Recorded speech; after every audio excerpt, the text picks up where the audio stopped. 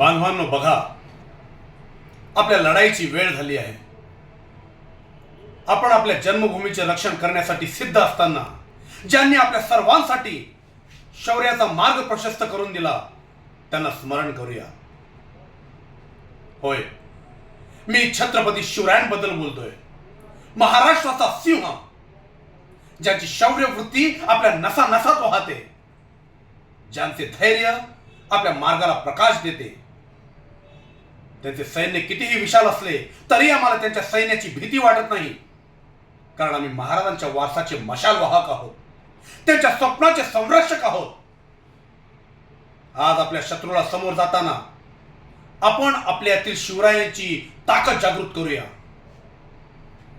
त्यांचे नाव हीच आपली युद्ध घोषणा असावी. त्यांचे कृत्य आपल्याला प्रेरणा देऊ द्या, कारण आम्ही मराठे आहोत.